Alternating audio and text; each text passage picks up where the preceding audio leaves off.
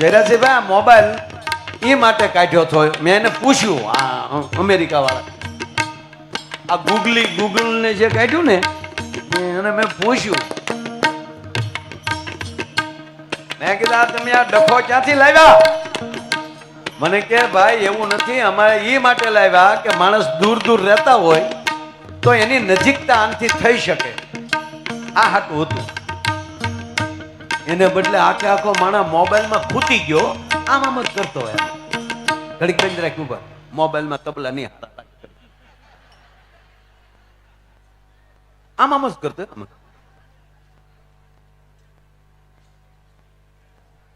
એ જોતા જોતા આમ હું કામ કરવું પડતું ત્યારે આમાં શું હોય છે? અને હવે તો એવા ગ્લાસ આવ્યા છે કઈક એની સિવાય કોઈ ન જોઈએ. કેવું કેવાય ને,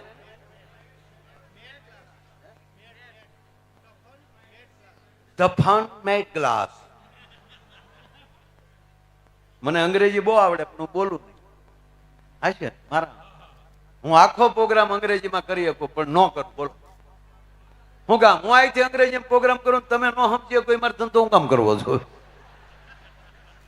કારણ કે મારું અંગ્રેજી બહુ હાર્ડ છે યાર. ખરેખર અમેરિકા જાઉં અને ત્યાં ઉતરું, ત્યાં ઇમિગ્રેશન વાળા હામાં બેઠા હોય, એ મારું અંગ્રેજી નથી સમજી શકતા. પછી તો પૂરું થઈ ગયું ને, આનાથી તો વધારે અંગ્રેજી હાર્ડ હોય જ નહીં. હમણાં એક ભાઈ મને પૂછ્યું, મને કે માયાભાઈ તમને અંગ્રેજી આવડે? મેં કીધું કેમ? મને કે શીખવું જોઈએ. મેં કીધું એકેય ભાષા ગુજરાતીની બહાર નથી. ગુજરાતી ને સંસ્કૃત એ બધી ભાષાની માં છે. હું ખોટી તાળીઓ નથી પડાવતો, હાવ હાસું કહું. હવે દાખલા તરીકે તમે અંગ્રેજીમાં બોલો કે કમ હિયર, કમ હિયર, તો ક તો કલમ નો કે બીજો એક કે? અંગ્રેજીમાં ક આવે છે, એમાં કે આવે ટાઈપ, એમાં ક નથી આવતો. ક મ મરસાનો જ કે બીજો કઈ? ઈ એટલે હળનો જ તે કે બીજો કઈ? કે કઈ ભાષા થઈ ગયો? આપ ડોન્ટ વરી, એકચ્યુઅલી એ તો અજગરનો જ કે બીજો કઈ? એટલે ગુજરાતી ભાષાની બહાર સહેજ નહીં કાંઈ. શીખજો, ભણજો, હું વિરોધ નથી કરતો, પણ આ મોબાઈલે મારી નાખે એ વાત થાય. બે મારી નાખે, મોબાઈલ અને માઇક. માઇકમાં તમે જુઓ, પેલા માઇક નહોતા તો આપણા વડીલો ભજન ગાતા હતા, હિમાડે વગર માઇકે સંભળાતું કે નહીં? હે અજી લોકો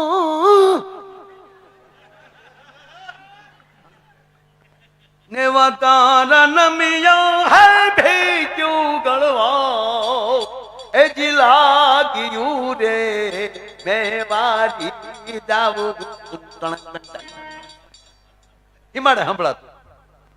અત્યારે અવડા અવડા માઇક માર્યા તો એમ કે હજી વધારો, હજી વધારો. શું કામ? અંદરથી માણસ શાંત જ નથી, ઝટકા ખાય છે.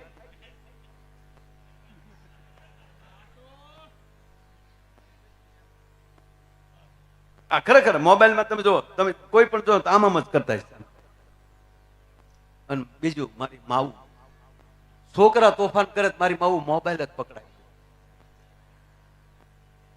રમાડવાનો ટાઈમ નથી. એ તમને અત્યારે નહીં સમજાય. એ તમે ગઢિયો થાવ ને તે દી તમારા ડોહા તમને વૃદ્ધાશ્રમ પકડાવી દે. જે માવુએ બાળકોની તોતડી ભાષા બરાબર સમજી શકી હોય, ઈ જેદી માં બુઢી થાય ને ત્યારે ઈ તોતડું બોલે તે દી એનો છોકરો સમજતો થઈ જાય. પ્લીઝ પગે લાગીને કહો, આ ઘડીક આપજો ભલે, હું એમ નથી, પણ હાવ એના મય નહીં. હાવ અમુક અમુક છોકરાની તો આખું સુઈશું થઈ ગયું, આમ જ કરતા. અમારે બધાને ઘરે જવાનું હોય ચા પીવા. બેટા મહેમાન આવ્યા છે, જય માતાજી કરે, ન્યાથી કરવું. મારે કેમ રમી છે? બેટા માયાભાઈ ઈ ભલે હોય, મારે શું કામ છે એનું? આ મેં મારી હગે આંખે જોયું, આ કાને સાંભળ્યું, ત્યારે મને એમ થાય કે આ પૈણ્યા જ ન હોત તો હું આના બાપનું જાતું હતું. આ લેવા દેવા વગરનો નવો પ્રોગ્રામ એ હું કામ લાઈવ નહીં, પ્લીઝ એની સાથે માં બની જાજો. મેં પેલા તો આ છે હકીકત કહું બાપ, આ 8 મહિના મેં કીધા ઈ તમારું બાળક મોબાઈલ માગે તો માયો આયર ગાવાનું બંધ કરી દે, પછી તમે જેને પકડાવો તો મને ખબર નહીં. અને ભૂલથી તમારે ઈ 8 મહિનાનું થઈ જાય અને ભૂલથી તમારા મંદિરિયામાં ઝાલર ખાલી વગાડજો અને ઘોડિયામાં હેઠું ઉતરી ગોઠણિયા ભરીને જો મંદિરિયામાં ન આવે તો એ માયો આયર ગાવાનું બંધ કરી દે સાહેબ. આ જરૂરી છે. પણ આ મોબાઈલ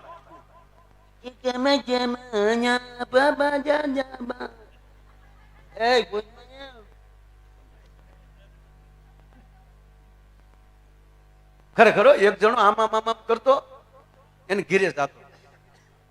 આ શહેરની વાત કરું છું, અહીંની વાત આફ્રિકાની.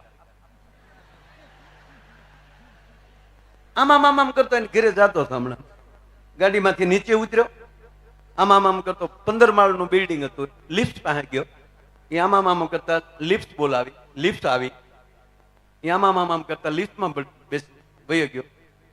15 નંબરનું બટન દબી દીધું. પછી મીડિયો આમ કરવા, પણ લિફ્ટ નહીં કોકે રસ્તામાં આગળના માળે કોકે રોકી હોય ને, 7મા માળ વાળા બટન દબેલું, અહીંયા ઊભી રહી.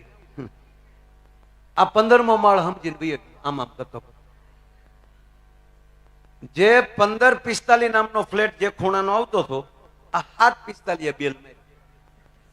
745 નો ડોરવેલ દબાવ્યો. આમ કરતા ટિંગ ટિંગ. અંદરથી બેન આમ જ કરતા આવ્યા ને દરવાજો ખોલ્યો. આમ કરતા વૈયા ગયા. ઓલો આમ કરતા સોફે બેસી ગયો. ઓલા બેન આમ કરતા રસોડામાં ગયા. એને આમ કરતા પાણી ભર્યું. એ આમ કરતા પાણીનો ગ્લાસ આપ્યો. ઓલે આમ કરતા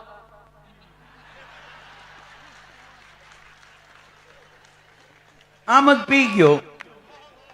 અને પાછો આમ કરતા બેન રસોડામાં વૈયા ગયા. પછી બેન રહોડામાં આમ, ભાઈ સોફે બેઠા બેઠા આમ. ભાઈ તો 1545 હતા. એમાં 745 આવ્યો. સમજાય ત્યારે દાંત કાઢજો. એ 745 આમ જ આવ્યો. એને ડોરવેલ દબાવ્યો એટલે 1545 ઉભો થઈને દરવાજો ખોલ્યો. એટલે 745 1545 ને જોયો. એટલે 745 ને એમ થયું કે હું કોક ના ઘરે આવી ગયો. સોરી કે ઈ વયો ગયો. બોલો, મૂળ ગરદણી વયો ગયો.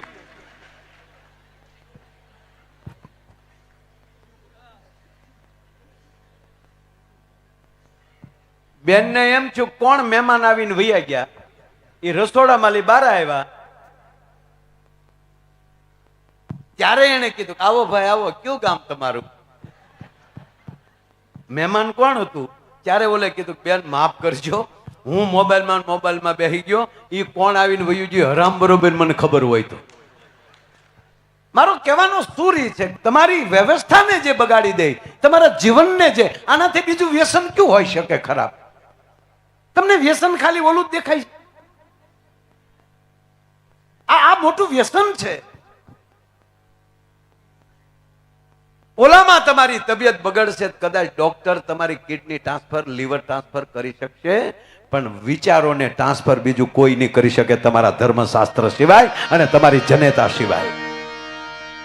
આ દેવી ભાગવતના મંડપમાં બેઠા છે ત્યારે કહી છે કે માનું કેટલું મહત્વ છે એ દેવી ભાગવતમાં વાંચી લેજો. જ્યારે જ્યારે ભારત વર્ષનો કોઈ પણ પુરુષ ધર્મ જ્યારે નબળો પીડ્યો છે ત્યારે માં ઊભી થઈ છે. 9 દિવસ જગદંબા આ શક્તિની આરાધના છે. એટલે કહું છું ભાગવત, દેવી ભાગવત. એક નવલા નોરતામાં મારી માં ઉઘાડા માથે કોઈ દી ગરબે રમવા ન જતી. નવરાત્રીમાં ઉઘાડા માથે ગરબે રમવા ન જતા. અને સ્ટેજ ઉપર એ ગરબા સિવાય જ્યાં ગવાતું હોય એમાં 9 દી ન જતા. આડા દિવસે સારો પ્રસંગ હોય ત્યારે રાસ ગરબા કરો, પણ નવલા નોરતા એટલે આ દેવી ભાગવતમાં જોજો, એ 9 દી સેના છે પ્રસંગ. કે શુંભ નિશુંભ, મહિષાસુર, ચંડ મુંડ, આ રાક્ષસો એવડા મોટા થયા. આ બધાને વરદાન મહાદેવે આપેલા. વરદાન લઈ મહાદેવ પાસે લઈને ઓલા દેવતાઓને મારે. ઇન્દ્ર એ માર બહુ ખાતા બાપુ. અમર ને પાછો અમર, મરે તો નહીં પણ હોજા તો ચડે કે નહીં? દેવતાઓ ઉપર જ્યારે રાક્ષસો પ્રહાર કરે ત્યારે આવે કૈલાસ. અને ત્રીજી વાત કહું કે આ બ્રહ્મા વિષ્ણુ ને મહેશ થી આ દુનિયામાં મોટો કોઈ દેવ નથી. મહાદેવ થી તો કોઈ નહીં. અને એમાંય આ જેના કુળમાં ખોડિયાર પૂંજાય છે, જેના કુળમાં ઉમા પૂંજાય છે, ઉમિયા પૂંજાય છે, જેના કુળમાં ભવાની પૂંજાય છે, આ બધાય નામ પાર્વતીજીના છે. પક્ષપાત નથી કરતો પણ મને એમાં ઉમા બહુ ગમે. ઉમા શબ્દ શું કામ? મહાદેવને નામ લેવું હોય ને ત્યારે ઉમા કહેતા. આપણે જોજો આપણે હોઈએ હવે જયરાજભાઈ એવું નથી. હવે તો નામ લે છે બધા. પેલા વડીલોને પૂછો, નામ ન લેતા. માતાઓને પૂછો તમારા ઈ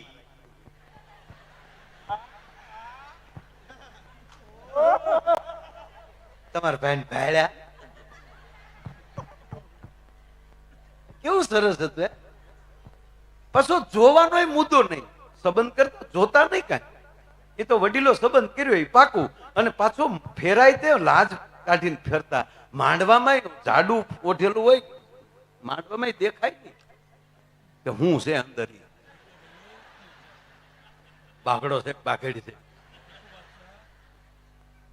ખરેખર જોયા વગર સંબંધ કર્યા. પૂછા અમારા બાપ વડીલો બેઠા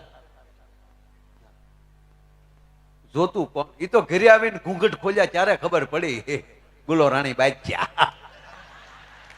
જે આપણે ભાઈ રોન તો રોન. અને હવે જોઈને થાય છે સારી વાત. પણ એક કહું મારા વાલા કે વડીલોએ જોયા વગર સંબંધ કર્યા. પણ એનો અત્યાર સુધીનો એક રેકોર્ડ છે કે જોયા વગરના ભલે સંબંધ કર્યા હતા, દીકરી દીકરો જોવા નહોતા જતા, વડીલો કરતા ફાઇનલ. એનો અત્યાર સુધીનો એક રેકોર્ડ, એક પણ છૂટાછેડાનો કેસ નથી થયો. 1947 માં આઝાદી મળી. 1947 માં આઝાદી મળી અને 1947 ની ડિસેમ્બરની 1 તારીખે જયરાજસિંહ બાબુ આ દેશનો પ્રથમ ઉપ વડાપ્રધાન, ડેપ્યુટી એમ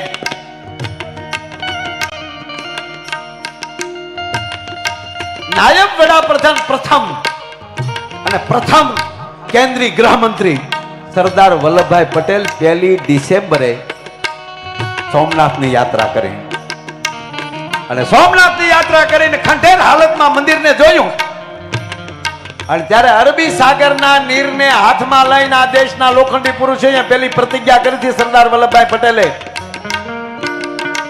કે હું સોમનાથનું મંદિર અહીં બનાવીશ. એ 1 ડિસેમ્બરે. અને દર વર્ષે સોમનાથમાં સંકલ્પ દિવસ તરીકે સોમનાથ ટ્રસ્ટ આ દિવસ ઉજવે છે. સંકલ્પ દિવસ તરીકે આ દિવસે જાજો બાપ સોમનાથ આવજો એમ કહું છું. જાજો હું આવજો. અને એના ટ્રસ્ટના પ્રમુખ છે અત્યારે આપણા માનનીય મુરબ્બી વડાપ્રધાન નરેન્દ્રભાઈ મોદી. અને આ 1 ડિસેમ્બરે મારો અને કીર્તિદાનભાઈ નો ડાયરો છે સંકલ્પ દિવસના દિવસે સોમનાથમાં. અને જયરાજસિંહ બાપુ આ 27મો ડાયરો છે મારો સોમનાથનો. આ 27મું વર્ષ. આજની તારીખમાં કોઈ દી સાહેબ સોમનાથ ભગવાનને લાંબો હાથ નથી કરવા દીધો. શું કામ?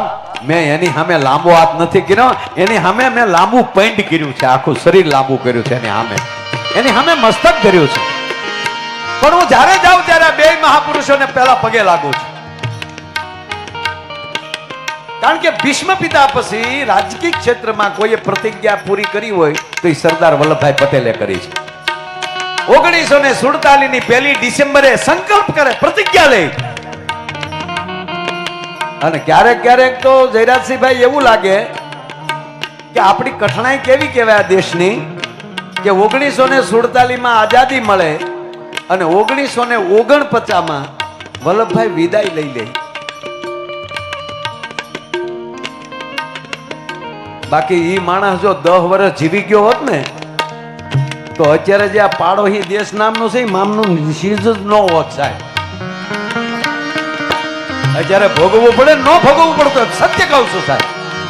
આવો વીરવર પુરુષ અને એવા જ હમીરજી ગોહિલનો ત્યાં પાળ્યો સાહેબ. મને કોઈ પૂછેલું કે હમીરજી બાપુનો પાળ્યો ત્યાં સોમનાથ પાસે શું કામ છે? એટલે બીજા એને રોકતા થાક, બાપુ હજી ગઈકાલે તમારા લગ્ન થયા છે. ત્યારે હમીરજીને એટલું થયું કે આ યુદ્ધના ઓલામાં વયો જાવ અને જો બુદ્ધિ કામ મળે કરવા અને પાછું મન છે એ પાછું ન્યા વયું જાય એની કરતા ભગવાન શિવને જ પેલા મસ્તક ધરી દઉં સાહેબ. એના હાથે મસ્તક ધરીને ધડ હાલતું થયું તું તેથી અને 4 વાર વેરાવળ સુધી આટા માર્યા ધડે.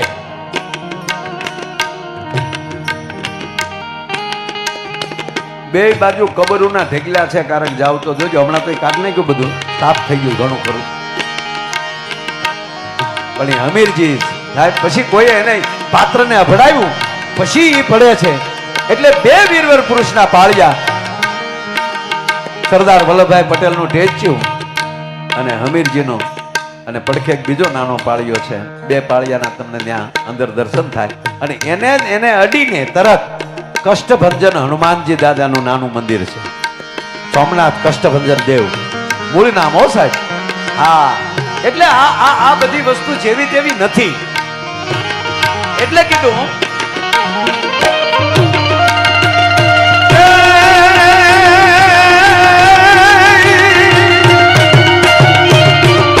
લાલ કંકુ કે રાતાણ જોરે ભાલ કેસર તિલકના. યુવાનોને પ્રાર્થના કરું કે તમારા ઘરેથી નીકળો ને તો તમારું કપાળ તિલક વગર ન હોવું જોઈએ. તિલક નો ટપકું, ઝીણું એવું કરીને ખાલી દેખાડવા પૂરતું નહીં. તિલક અમુક ભોઠા પડે છે, ડોકમાં માળા પહેરતા ભોઠા પડે છે, હાથમાં બેરખો રાખતા ભોઠા પડે છે. આપણને કોઈ ભગત કહે છે, એલા ભક્તિ હશે તો જ વીરતા આવશે. જેને ભગવાનનો પરિચય ન હોય એના માટે વીરતા ન આવે સાહેબ. તમને ભોઠેપ છે નહીં છે. આ નવા વર્ષની શરૂઆત એક તમારા દીકરા તરીકે, તમારા ભાઈ તરીકે એ હોન્ડાની ખોટા કાવા નહીં મારો ને તો હાલ છે ભાઈ. ઈ એન્ટ્રી અમારે નથી જોતી તમારી. પણ મારા ભારત વર્ષનો યુવાન હાલ્યો જાતો હોય તો ક્યાં પ્રવેશ થાય તો કોઈ પૂછવો જોવે કે આ કોણ આવ્યું, આ કોનો દીકરો છે, આ કોણ આવ્યું, આ ક્યાંથી આવ્યું એમ નહીં, આ કોણ આવ્યું છે એ પરિચય થવો જોવે ને. હે એટલે જરૂર છે